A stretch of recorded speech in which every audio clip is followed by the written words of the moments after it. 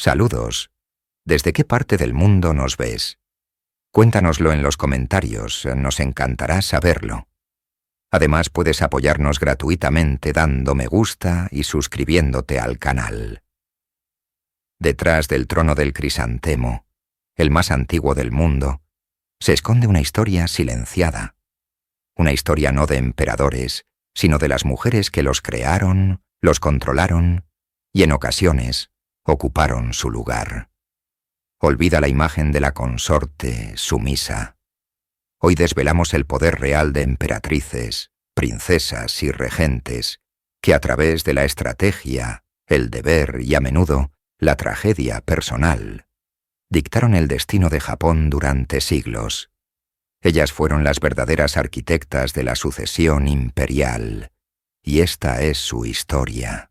En el corazón de la mitología japonesa y el origen de su linaje imperial se encuentra una figura femenina, Amaterasu o Mikami, la diosa del sol. Según las crónicas ancestrales del Kojiki y el Nihon Shoki, es de ella de quien descienden los emperadores de Japón, estableciendo una línea de sucesión divina única en el mundo. Este origen divino no era una mera formalidad. Imbuía a las mujeres de la línea imperial de una autoridad espiritual intrínseca. Antes de que los registros históricos se solidificaran, el poder en el archipiélago japonés no se medía únicamente por la fuerza militar, sino por la conexión con los kami, los dioses. En este mundo las primeras gobernantes eran reinas chamanas. La más famosa, aunque semilegendaria, fue Himiko, la reina de Yamatai en el siglo III. Los textos chinos de la época la describen no como una generala, sino como una poderosa hechicera que se ocupaba de la magia y la hechicería, hechizando a su pueblo. Himiko gobernaba a través de su hermano menor, quien se encargaba de los asuntos seculares, pero la autoridad final, la que unificaba a las tribus, emanaba de su poder espiritual. Ella no se mostraba en público.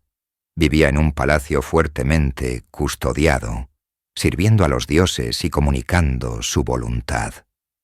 Su gobierno demuestra un modelo de poder temprano en Japón, donde la legitimidad para gobernar estaba indisolublemente ligada al ritual y al rol sacerdotal, un rol que las mujeres no solo podían ocupar, sino que a menudo dominaban.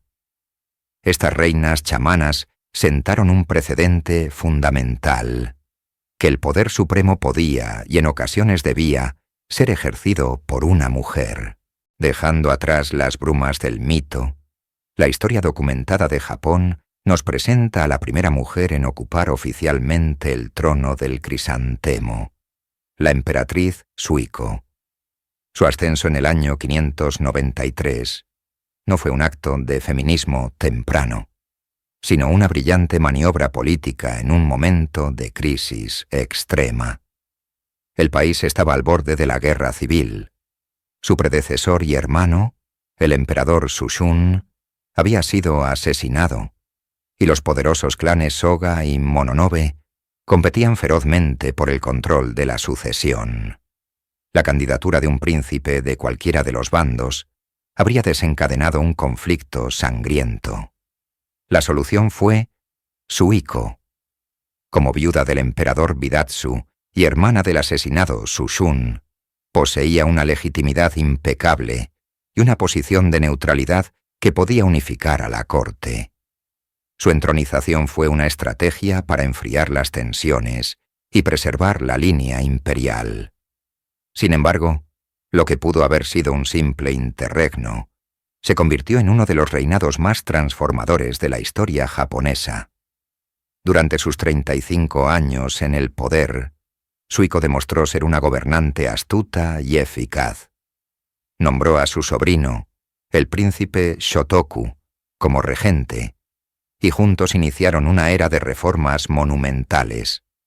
Bajo su autoridad se promulgó la Constitución de los 17 artículos, se reconoció oficialmente el budismo, y se establecieron relaciones diplomáticas formales con la China de la dinastía Sui. Suiko nunca fue una figura decorativa. Era la soberana que sancionaba y legitimaba estas políticas.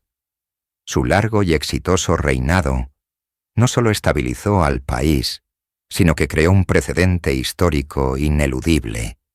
Una mujer podía gobernar, y gobernar bien. Con el paso de los siglos, el poder de las mujeres en Japón experimentó una transformación radical.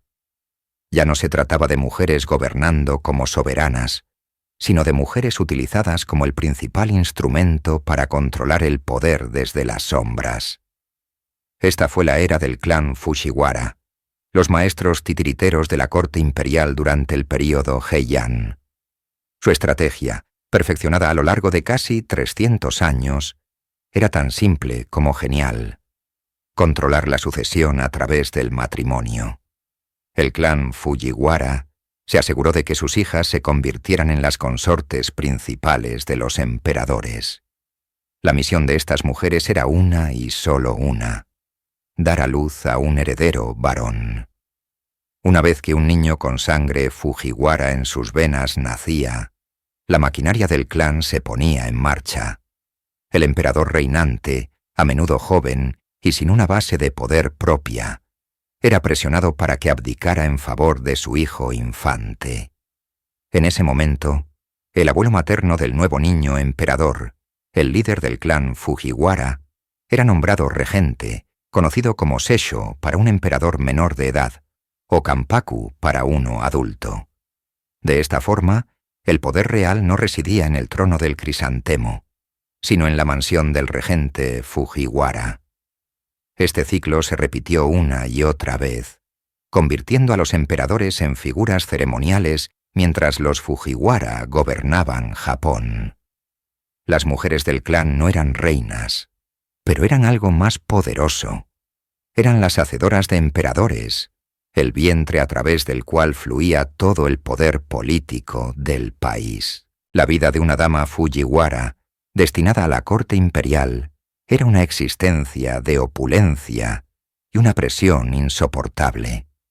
Era una pieza de ajedrez en el juego político más importante del país, y su valor se medía por su capacidad para cumplir con su deber dinástico.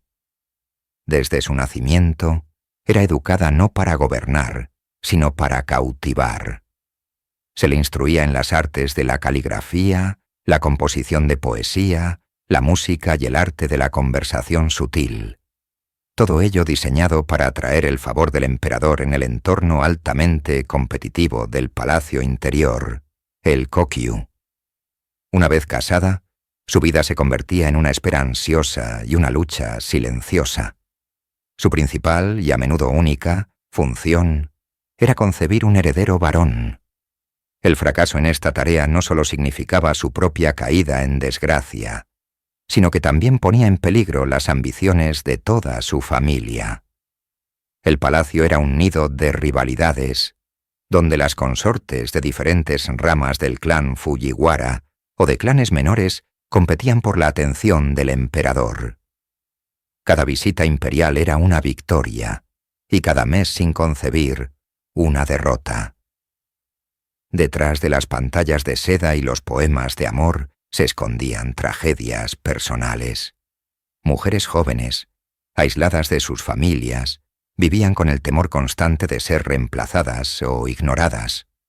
Su felicidad personal era irrelevante. Eran recipientes del linaje, un medio para un fin.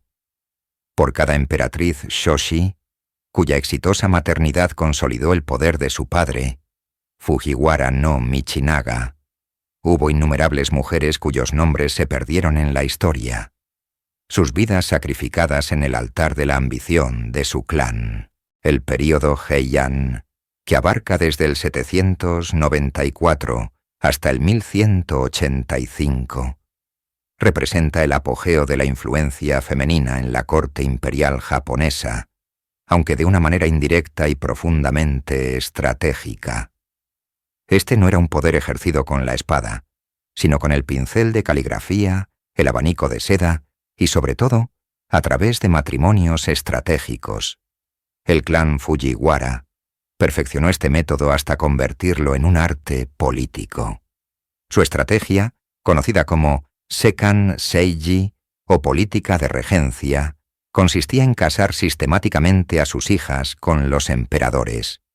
Una vez que una hija Fujiwara daba a luz a un heredero varón, su padre o hermano era nombrado regente del niño emperador, controlando de facto el trono. Las mujeres se convirtieron en el vehículo indispensable para la ambición de sus familias.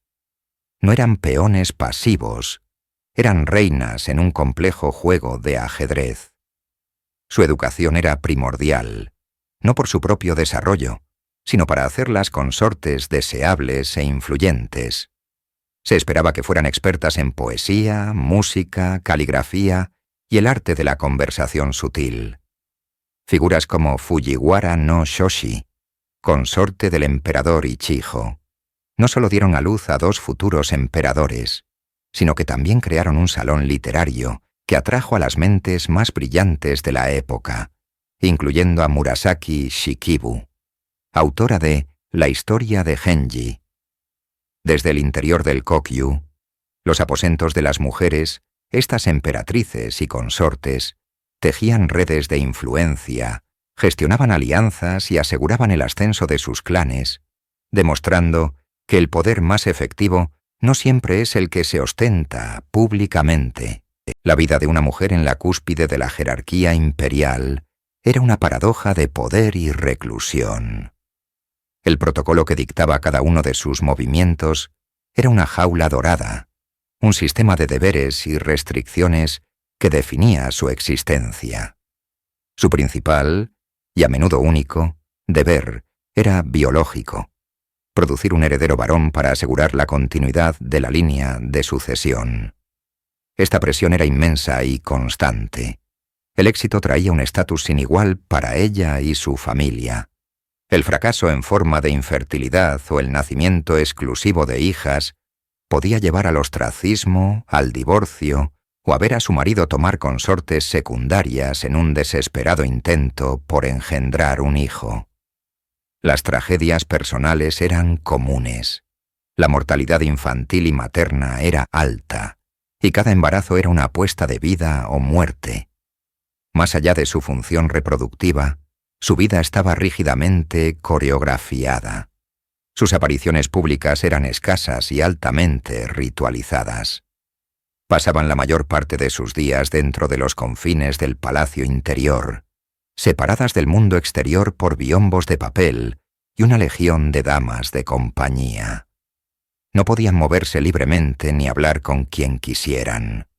Cada gesto, cada palabra, cada prenda que vestían estaba sujeta a una estricta etiqueta.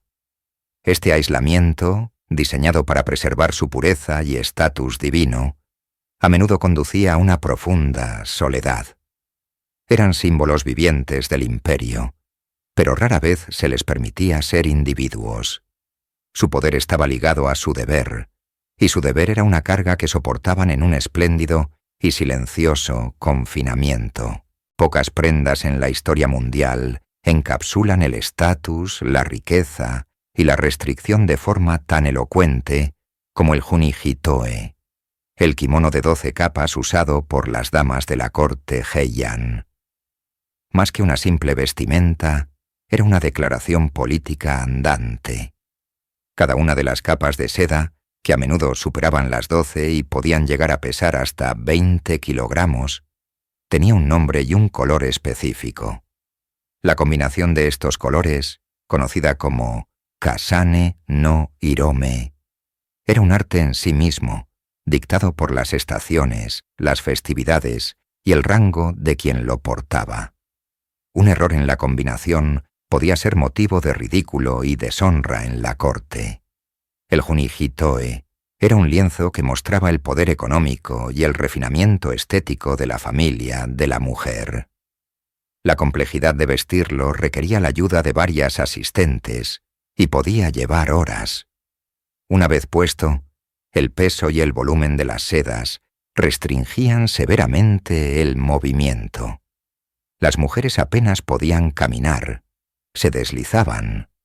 Esta inmovilidad forzada reforzaba su papel como figuras ornamentales, seres preciosos destinados a ser admirados desde la distancia, no a participar activamente en el mundo. Las largas mangas y las múltiples capas ocultaban completamente la forma del cuerpo, despersonalizando a la mujer y convirtiéndola en un símbolo abstracto de belleza y linaje. Era una armadura de seda, una hermosa prisión que comunicaba su elevado estatus social al mismo tiempo que la confinaba físicamente. Un microcosmos de la vida de una mujer imperial, elevada por encima de todos, pero atrapada por las mismas galas que proclamaban su importancia. Aunque la ley de la Casa Imperial de 1889 prohibió formalmente a las mujeres ascender al trono del crisantemo, la historia anterior de Japón cuenta una historia diferente. Antes de la restauración Meiji, 8 mujeres reinaron como emperatrices soberanas por derecho propio, no como consortes. Estas Josei Tenno desafiaron la tradición patriarcal y gobernaron en momentos cruciales de la historia japonesa. La primera y una de las más influyentes fue la emperatriz Suiko, quien ascendió al trono en el año 592. Su reinado de 36 años fue una era de profundas reformas políticas y culturales, trabajando en estrecha colaboración con su regente, el príncipe Shotoku. Juntos, promovieron activamente el budismo, establecieron relaciones diplomáticas con China y promulgaron la Constitución de los 17 artículos, sentando las bases del Estado japonés. Otras, como la emperatriz Kogyoku, quien reinó 2 veces bajo nombres diferentes, navegaron por intrigas cortesanas y golpes de Estado. Las emperatrices Genmei y Gensho supervisaron el traslado de la capital a Nara y la compilación de las primeras grandes crónicas de la historia japonesa, el Kojiki y el Nihon Shoki. Generalmente estas mujeres ascendían al trono para evitar crisis de sucesión, actuando como puentes entre el reinado de un pariente masculino fallecido y la mayoría de edad de un heredero varón. Sin embargo, no fueron meras figuras de transición. Ejercieron una autoridad real, emitieron edictos y lideraron el país. Su existencia demuestra que la capacidad de gobernar nunca fue exclusiva de los hombres, y sus legados, aunque a menudo minimizados, son un testimonio del poder que las mujeres podían alcanzar en la cima del imperio. Detrás de los biombos de seda y los versos delicados, el palacio interior o kokyu era un campo de batalla emocional donde la moneda de cambio era la fertilidad y la vida misma. Para cada mujer seleccionada como consorte imperial, la gloria de su familia se convertía en su jaula dorada. La presión para producir un heredero varón era absoluta e implacable. El fracaso no solo significaba la desgracia personal, sino también el declive político de su clan. Cada mes sin concebir era un mes más de ansiedad, de miradas críticas y de susurros en los pasillos. Las rivalidades entre consortes eran feroces, a menudo instigadas por sus propias familias, que veían en ellas un simple instrumento para alcanzar el poder.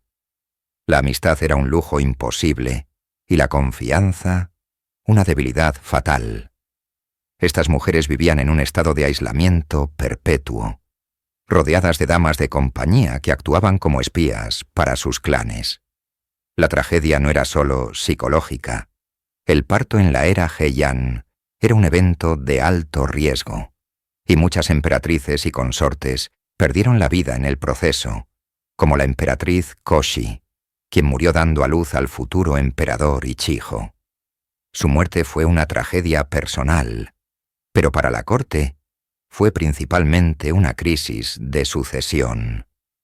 Otras, incapaces de soportar la presión o víctimas de intrigas, se retiraban a conventos o simplemente se desvanecían en la oscuridad de las salas menos importantes del palacio, olvidadas por el emperador y por la historia. Su sacrificio era el cimiento sobre el que se construía la continuidad de la línea imperial. Un cimiento manchado de lágrimas, soledad y vidas truncadas. Mientras las emperatrices y consortes luchaban por el poder a través de la sucesión, dos mujeres de menor rango observaban, registraban y, en última instancia, definían esta era para la posteridad. Murasaki Shikibu y Sei Shonagon no eran princesas de sangre, pero su intelecto y pluma les otorgaron una influencia inmortal. Ambas sirvieron como damas de compañía a las consortes más poderosas de su tiempo. Murasaki a la emperatriz Shoshi y Shonagon a la emperatriz Teishi. Sus posiciones les dieron un acceso sin precedentes a la intimidad del poder. A través de sus obras maestras, la novela de Genji y el libro de la almohada, documentaron la vida en la corte Heian con una agudeza psicológica y un detalle inigualables. La novela de Genji, de Murasaki, aunque una obra de ficción, es un profundo análisis de las políticas matrimoniales, las ambiciones de los clanes y el sufrimiento de las mujeres atrapadas en ellas. Expuso la fragilidad de su posición y la complejidad de sus maniobras. Por otro lado, el libro de la almohada de Sei Shonagon ofrece una colección de observaciones, listas y anécdotas que capturan la estética, la inteligencia y el ingenio que se esperaba de una mujer de la corte. Su prosa vibrante celebra los triunfos cotidianos y la atmósfera de la corte de su señora, la emperatriz Teishi. Estas dos autoras, rivales literarias al servicio de emperatrices rivales, se convirtieron en las cronistas de un mundo dominado por la influencia femenina. No controlaban la sucesión directamente, pero controlaban su narrativa, asegurando que las estrategias, triunfos y tragedias de estas mujeres imperiales nunca fueran olvidadas. El delicado equilibrio de poder, tan meticulosamente gestionado por las mujeres de la corte Heian, estaba destinado a romperse. Mientras la aristocracia de Kioto se sumergía en la poesía, el arte y las intrigas palaciegas, en las provincias una nueva clase social ganaba una fuerza imparable.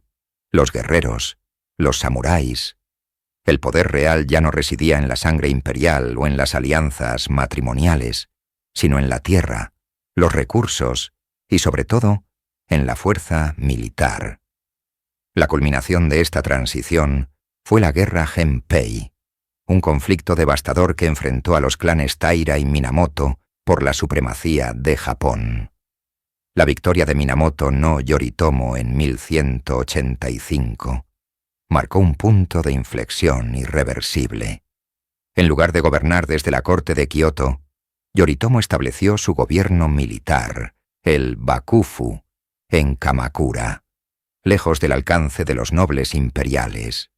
Se autoproclamó shogun, el comandante militar supremo, y aunque mantuvo al emperador como figura divina y fuente de legitimidad, el poder político y administrativo se trasladó por completo al shogunato. Para las mujeres de la corte imperial, este cambio fue catastrófico. Su principal herramienta de influencia, el matrimonio estratégico para colocar a un hijo en el trono, perdió casi todo su valor. El emperador ya no gobernaba, solo reinaba. Las decisiones importantes se tomaban en los consejos de guerra de Kamakura, no en los salones perfumados de Kioto.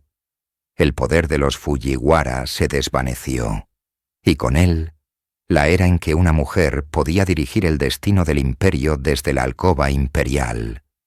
La espada había reemplazado al abanico. Con el centro de poder trasladado a Kamakura, surgió un nuevo arquetipo de mujer influyente, una que no provenía de la refinada aristocracia de la corte, sino de la pragmática clase guerrera. Nadie encarnó mejor este cambio que Oyo Masako, la esposa del primer shogun, Minamoto no Yoritomo.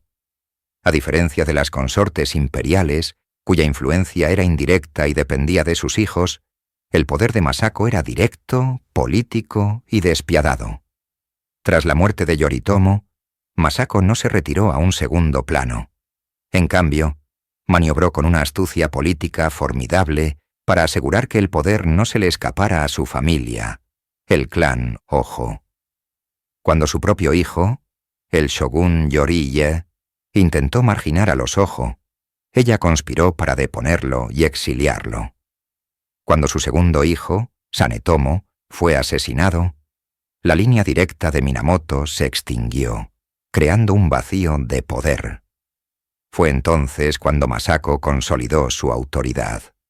Se afeitó la cabeza y tomó los votos budistas, un acto tradicional de retiro, pero en su caso fue una jugada maestra. Como la ama shogun o monja shogun, operaba con la autoridad de una regente, libre de las restricciones impuestas a las mujeres laicas. Gobernó a través de shoguns títeres, a menudo jóvenes nobles de Kioto, mientras ella y su padre, Hoyo Tokimasa, controlaban el consejo del shogunato. Hoyo Masako demostró que, aunque las puertas del palacio imperial se habían cerrado como fuente de poder femenino, se habían abierto otras en los cuarteles de los samuráis. Su legado es el de una mujer que no solo se adaptó al nuevo orden, sino que lo moldeó a su voluntad. Con el ascenso del shogunato Tokugawa a principios del siglo XVII, el poder político real se trasladó de Kioto a Edo, la actual Tokio. El emperador y su corte quedaron relegados a una posición de inmenso prestigio simbólico, pero de nula autoridad gubernamental.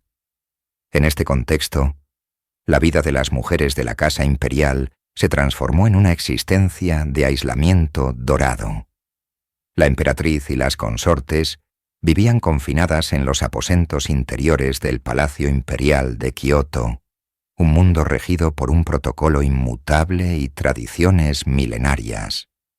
Su influencia, que en épocas anteriores podía sentirse en las decisiones de la corte, ahora estaba estrictamente limitada a los muros del palacio. Su principal deber era ritual y genealógico. Eran las guardianas de las artes cortesanas, como la caligrafía, la poesía waka y la composición musical, preservando una cultura refinada que contrastaba con el poder marcial de los samuráis. El shogunato, para asegurar su control, a menudo intervenía en los matrimonios imperiales, casando a mujeres de familias nobles afines al régimen con el emperador para mantener un vínculo y una vigilancia sobre la línea de sangre.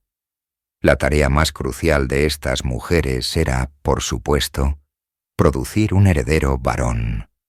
El nacimiento de un príncipe era un acontecimiento de suma importancia ceremonial, asegurando la continuidad de la dinastía divina, pero el niño sería criado dentro de un sistema que le negaría cualquier poder político. Las emperatrices y consortes del período Edo eran en esencia sumas sacerdotisas de un culto imperial, figuras sagradas atrapadas en una jaula de seda, cuyo poder se había evaporado, dejando solo el deber, el arte y la perpetuación de un linaje que ya no gobernaba. El año 1868 marcó un cataclismo en la historia de Japón. La restauración Meiji derrocó al shogunato Tokugawa y devolvió el poder político al emperador. La capital se trasladó a Tokio y la nación se embarcó en una vertiginosa campaña de modernización para igualar a las potencias occidentales. Este cambio radical no solo afectó a la política y la industria, redefinió por completo el papel de la mujer en la cúspide de la jerarquía imperial. Durante siglos, la emperatriz había sido una figura casi mítica, oculta tras biombos y cortinas, invisible para el pueblo. Pero el nuevo Japón necesitaba una monarquía visible, al estilo europeo, para presentarse en el escenario mundial. La emperatriz ya no podía permanecer en la sombra. Este nuevo y abrumador papel recayó sobre la emperatriz Haruko, quien pasaría a la historia como la emperatriz Shoken. Criada en las tradiciones aisladas de la corte de Kioto, de repente se esperaba que se convirtiera en una figura pública. Tuvo que abandonar las múltiples capas de su kimono Junihitoe por vestidos de estilo victoriano, aprender a recibir a dignatarios extranjeros y aparecer junto al emperador Meiji en actos oficiales. Esta transición fue un choque cultural personal y un acto de estado calculado. La emperatriz se convirtió en un símbolo de la modernización femenina, la madre de la nación que debía guiar a las mujeres japonesas hacia una nueva era. Su visibilidad era una herramienta diplomática y una declaración de intenciones. El rol de la emperatriz pasó de ser puramente ceremonial y doméstico a ser una parte integral de la imagen pública de la nueva nación, sentando un precedente que sus sucesoras tendrían que seguir y adaptar. La emperatriz Shoken no fue simplemente un símbolo pasivo de la nueva era, se convirtió en una activa promotora del cambio, especialmente en los ámbitos de la educación y el bienestar social. Consciente de que la modernización de Japón no podía depender únicamente de la industria y el ejército, defendió firmemente la necesidad de la educación femenina. Creía que las mujeres educadas eran fundamentales para criar una nueva generación de ciudadanos leales y capaces. Su patrocinio fue clave para la fundación de instituciones como la Escuela de Señoritas de Tokio, precursora de la Universidad Gakushuin, que ofrecía una educación moderna a las hijas de la aristocracia, preparándolas para sus nuevos roles en la sociedad. Sin embargo, su legado más perdurable se forjó en el campo de la ayuda humanitaria.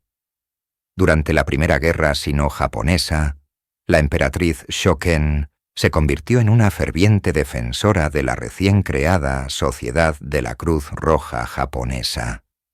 Su participación activa no solo le otorgó a la organización un prestigio incalculable, sino que también inspiró a la población a donar y participar en sus esfuerzos. Su compromiso trascendió las fronteras de Japón. En 1912, donó una suma considerable de su patrimonio personal al Comité Internacional de la Cruz Roja, creando el Fondo Emperatriz Shoken. Este fondo, que sigue activo hoy en día, fue diseñado para apoyar las actividades de la Cruz Roja en tiempos de paz en todo el mundo. Fue un acto de diplomacia humanitaria sin precedentes, que proyectó una imagen de Japón como una potencia compasiva y global. A través de sus acciones, la emperatriz Shoken definió el arquetipo moderno de la emperatriz consorte, una figura de poder blando dedicada a la caridad, la educación y el bienestar de la nación y del mundo. Tras la devastación de la Segunda Guerra Mundial, Japón se encontró bajo la ocupación de las fuerzas aliadas, lideradas por Estados Unidos. Este periodo trajo consigo una reestructuración radical de la sociedad y el gobierno japonés, culminando en la Constitución de 1947. Como parte de esta reforma, la ley de la Casa Imperial también fue completamente reescrita, y con ella, el destino de las mujeres imperiales cambió para siempre. La nueva ley de la Casa Imperial, promulgada el mismo año, estableció reglas claras y estrictas para la sucesión al trono del crisantemo. Su artículo primero era inequívoco. El trono solo podía ser heredado por descendientes varones legítimos en la línea masculina del linaje imperial.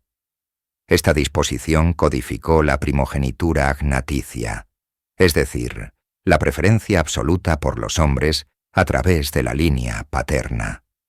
Si bien la sucesión masculina se había convertido en la norma predominante durante siglos, la historia de Japón contaba con 8 emperatrices reinantes. La ley de 1947 no solo solidificó una costumbre, sino que cerró legalmente una puerta que la historia había dejado abierta. La ley también tuvo otro efecto drástico. Redujo enormemente el tamaño de la familia imperial. Se decretó que las princesas imperiales perderían su estatus, títulos y pertenencia a la familia si se casaban con un plebeyo. Además, se eliminaron las ramas colaterales de la familia, que históricamente habían proporcionado herederos varones cuando la línea principal fallaba. Las consecuencias de estas decisiones no fueron inmediatas, pero sentaron las bases para una futura crisis de sucesión. Al limitar el linaje estrictamente a los descendientes masculinos directos y reducir el número de príncipes elegibles, la ley de 1947 creó un cuello de botella genético que amenazaría la propia continuidad de la dinastía más antigua del mundo. En 1959, la Casa Imperial de Japón, una institución envuelta en milenios de tradición y misterio, fue sacudida hasta sus cimientos. La causa fue el amor.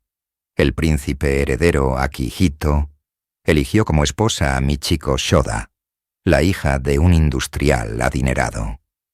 Aunque educada y culta, Michiko era una plebeya.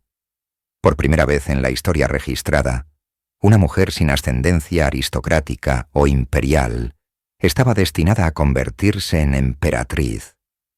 Su llegada fue bautizada por los medios como el Michi Boom, un símbolo de la democratización y modernización del Japón de la posguerra. Sin embargo, tras los muros del palacio, la realidad era muy diferente. Michiko se enfrentó a la implacable hostilidad de la conservadora agencia de la Casa Imperial y de su propia suegra, la emperatriz Kojun. Cada uno de sus gestos era escrutado, su estilo criticado y su influencia considerada una amenaza. A pesar de la presión, que la llevó a sufrir crisis nerviosas y una afonía psicógena que la dejó sin voz durante meses, Michiko perseveró. Rompió con protocolos centenarios al insistir en criar a sus propios hijos, en lugar de entregarlos a las nodrizas y tutores del palacio. Llevó un aire de calidez y cercanía a una monarquía distante, inclinándose para hablar con los ciudadanos y mostrando una empatía nunca antes vista. Su matrimonio no fue solo una unión personal, sino el primer y más significativo paso para humanizar el trono del crisantemo. Michiko no solo se convirtió en emperatriz, se convirtió en el puente entre el Japón antiguo y el moderno, pagando un alto precio personal por cada centímetro de progreso que logró para la familia imperial.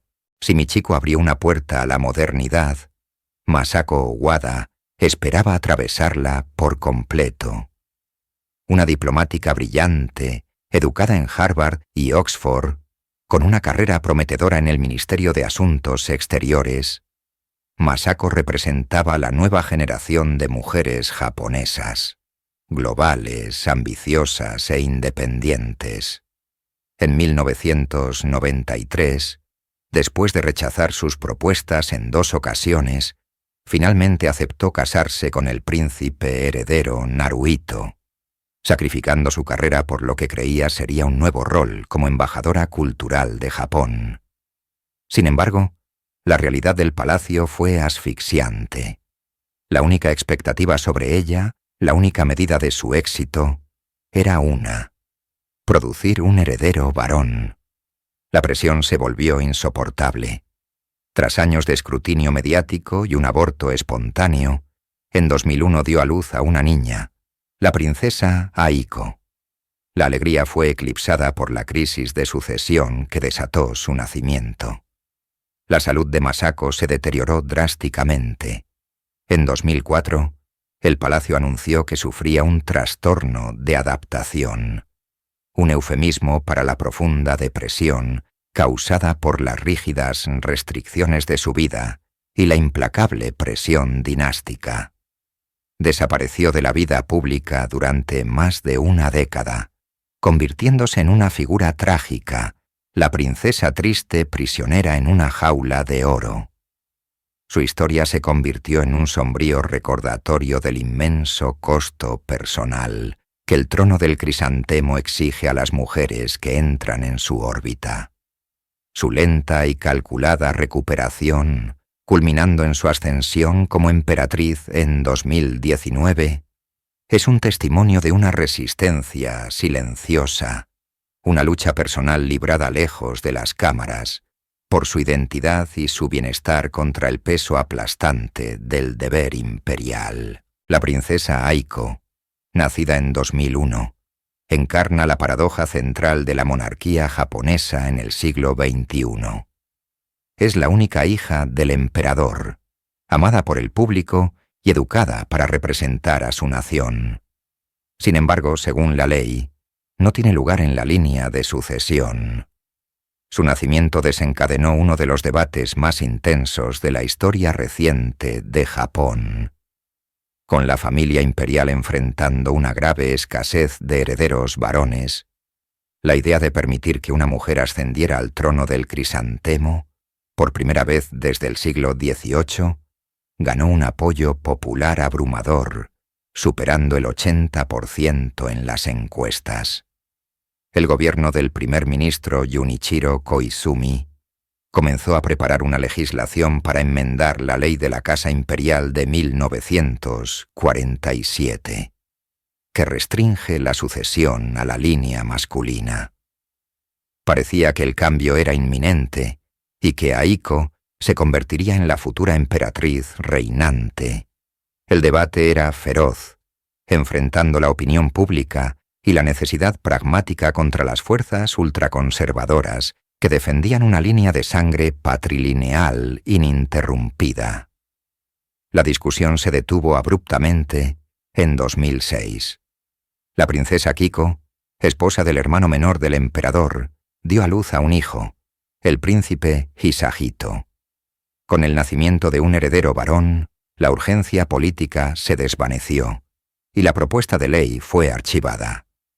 Aiko, la niña que casi cambia la historia, fue relegada dinásticamente. Su vida transcurre ahora bajo la sombra de esta decisión, cumpliendo con sus deberes públicos mientras la ley le niega el derecho de nacimiento que muchos creen que merece, un símbolo viviente del conflicto entre tradición y modernidad. La historia de las mujeres en el trono del crisantemo es un círculo de poder otorgado y arrebatado. Antes de la restauración Meiji, en 1868, 8 mujeres gobernaron Japón como emperatrices reinantes por derecho propio. Nombres como Suiko, Kogyoku y Gensho presidieron épocas de gran florecimiento cultural y estabilidad política. No eran meras regentes, eran monarcas soberanas. Sin embargo, la ley de la Casa Imperial de 1947, impuesta durante la ocupación de la posguerra pero inspirada en el modelo prusiano, borró este precedente histórico, consagrando la primogenitura agnaticia y excluyendo a las mujeres de la sucesión. Hoy, esa ley ha llevado a la monarquía más antigua del mundo a un precipicio demográfico. La línea de sucesión actual consta de solo 3 personas: el príncipe heredero Fumihito, su hijo el príncipe Hisahito y el príncipe Hitachi, de avanzada edad. El futuro de una institución de 2600 años descansa sobre los hombros de un solo adolescente. El debate que rodeó a la princesa Aiko no ha desaparecido. Simplemente está latente. Las encuestas siguen mostrando un apoyo masivo a la idea de una emperatriz reinante. El dilema es claro. ¿Debe la Casa Imperial arriesgar su propia extinción por mantener una tradición que, en la gran escala de su historia, es relativamente reciente? ¿O debe adaptarse, como lo hizo en el pasado, y permitir que una mujer como Aiko guíe a la monarquía hacia el futuro? La respuesta a esta pregunta no solo definirá el destino de la familia imperial, sino que también reflejará la evolución del papel de la mujer en la propia sociedad japonesa. El trono del crisantemo se encuentra en una encrucijada, y el camino que elija determinará si la era de las emperatrices ha terminado para siempre, o si está a punto de renacer.